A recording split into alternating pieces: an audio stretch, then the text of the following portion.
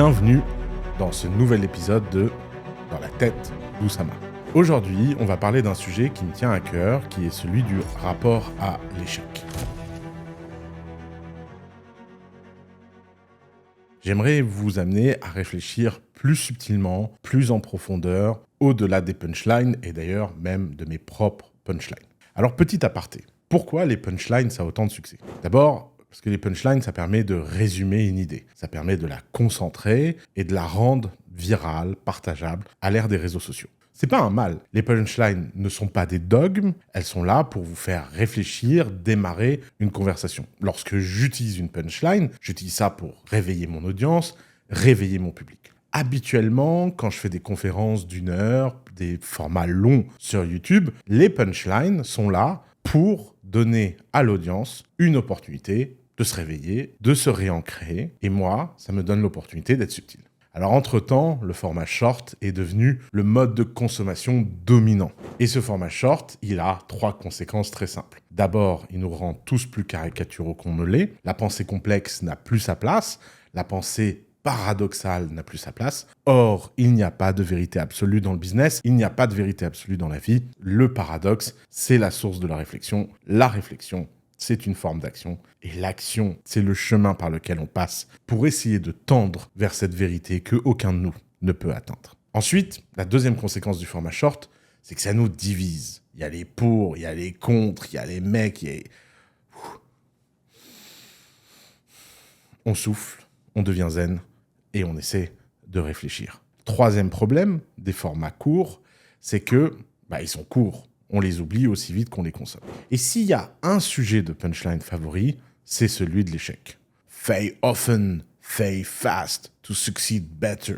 Les Américains ont introduit ce rapport différencié à l'échec, où l'échec, c'est le sacro-saint mode d'apprentissage. Mais attention, ça ne veut pas dire qu'il faut chercher l'échec. Ça veut simplement dire plusieurs choses assez subtiles. La première, c'est que l'échec, comme le succès, ne sont pas finales. Lorsque vous avez l'impression d'avoir réussi ou lorsque vous avez l'impression d'avoir échoué, c'est toujours des états temporaires. Quand vous tombez, vous pouvez remonter. Quand vous montez, vous pouvez retomber. J'en sais quelque chose. Maintenant, l'autre point, c'est que l'échec est douloureux et c'est parce qu'il est douloureux qu'il est utile. Il n'y a pas de romantisme à l'échec. Il n'existe pas un monde dans lequel l'échec ne fait pas mal. Un boxeur qui n'a jamais pris de coup est un boxeur qui a du mal à éviter les coups. Tous les gens qui font des sports de combat savent que la peur de recevoir un coup est un moteur extrêmement efficace pour les éviter, les parer et se protéger la prochaine fois. Le corps apprend de sa douleur comme votre esprit apprend de sa douleur. Lorsque vous vivez un échec, cette douleur vous marque et elle vous met dans une situation où vous avez besoin de la surmonter. Et c'est là où commence la vraie pensée complexe concernant l'échec. C'est que, d'abord, l'échec doit être important pour vous, mais pas important pour les autres. Voyez vos propres échecs avec dureté et les échecs des autres avec bienveillance. Habituellement, on a tendance à faire l'inverse. Voir ses propres échecs avec bienveillance et les échecs des autres avec dureté. Le fait de juger les gens parce qu'ils ont échoué est la meilleure façon de créer une société dans laquelle personne n'essaye. La France a été victime pendant trop d'années d'une culture où l'échec et la faute étaient impardonnables et le fait de ne pas pouvoir la pardonner donnait le sentiment qu'il était impossible de s'en sortir. Maintenant, le sujet beaucoup plus profond là-dedans, c'est que l'échec doit vous donner des apprentissages. Mais attention, il faut faire attention à 2 phénomènes. Premier phénomène, le phénomène du surapprentissage. Par exemple, imaginons un cas très fictif. Vous êtes un jeune garçon brillant, vous créez une entreprise qui crée des centaines de millions d'euros de valeur, vous allez transformer la façon dont la France se comporte, et là, vos 2 associés, par peur, égoïsme, jalousie, vous jettent sous un bus et vous trahissent. Et là, vous vivez le plus grand échec de votre vie. Vous passez 4 ans de votre vie dans les tribunaux, dans la presse, avec tout le monde sur le dos. La moitié du pays vous considère comme un escroc. Et tout ça vous met dans une situation extrêmement difficile par rapport à votre propre avenir. Évidemment, tous les faits cités dans cet épisode sont fictifs. Et s'ils sont inspirés de faits réels, c'est évidemment une simple coïncidence. Mais bon, quel est l'apprentissage que vous devez tirer de ça ? Par exemple, l'apprentissage le plus courant qu'on me donne, c'est « ne t'associe pas ». fait tout seul. C'est pas le bon apprentissage. Le bon apprentissage, c'est s'associer, même quand c'est avec les bonnes personnes. Et des fois, la relation, elle se tend, elle change, elle se transforme. Et donc, si tu t'associes avec des gens, fais attention à préserver cette relation, essaie de rester aligné, essaie de fabriquer des valeurs communes et éviter de vous désaligner. Elle est là, la vraie leçon. Et vous voyez, la vraie leçon, elle n'est pas facile.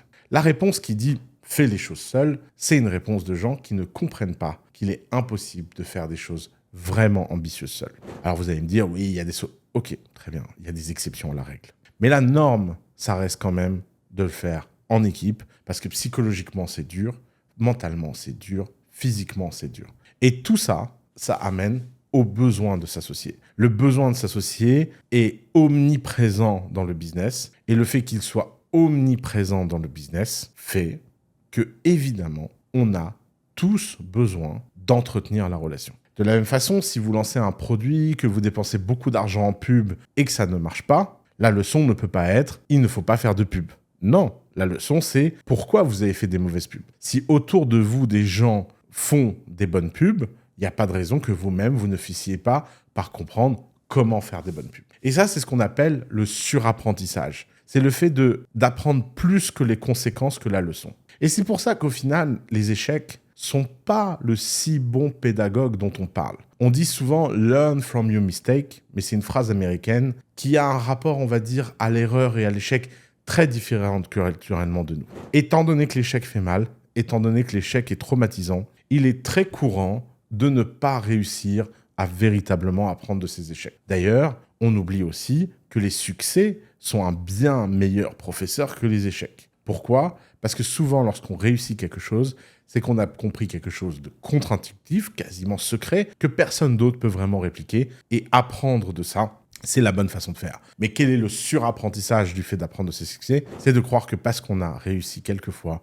on va réussir toujours. Et vous le voyez, un peu comme un moine bouddhiste ou un spirituel de Punta Cana ou je ne sais pas où, j'ai envie de vous dire, la justesse est dans le milieu. Et oui, parce que cette phrase caricaturale qu'on entend partout, en fait, elle reflète une simplicité intellectuelle, mais une profonde complexité de pratique. Il n'y a pas de solution simple. Il n'y a pas de façon simple de vivre sa vie. Il n'y a que l'expérience, la subtilité et la profondeur qui vient en général de l'accumulation de compétences et d'expériences vécues de façon intense. Alors finalement, quel est le message de fond qu'on peut vous donner concernant l'échec ? C'est pas que l'échec n'est pas important. Non, les échecs, c'est important. Moi, si j'avais pas l'affaire The Family, je serais beaucoup plus successful que je le suis aujourd'hui. C'est une cicatrice qui va me marquer toute ma vie, mais qui ne doit pas me définir, qui ne doit pas m'arrêter.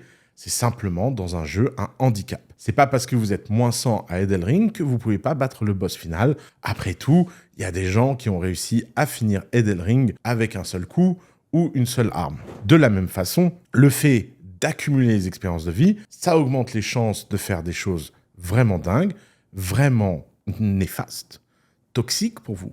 Mais le gain que vous gagnez en expérience, en profondeur, en sagesse, vous permet de jouer au jeu avec plus de finesse. Mais pour ça, il faut mettre de côté votre ego. Il ne faut pas avoir peur de la douleur. Il ne faut pas estimer que parce que quelque chose n'a pas marché un jour, ça ne marchera jamais. Et surtout, plus que jamais, dans un monde où tout se simplifie, tout se radicalise et tout devient provoque permanente et incessante de la guerre de tous contre tous, il est absolument temps d'allumer votre cerveau. Allumez votre cerveau et pensez à cette phrase que j'aime tant, c'est que l'échec et le succès ne sont que des illusions. C'est le courage de continuer qui définit l'aventure. Merci beaucoup, bienvenue dans cet épisode dans la tête d'Oussama Hamar. On se retrouve très bientôt.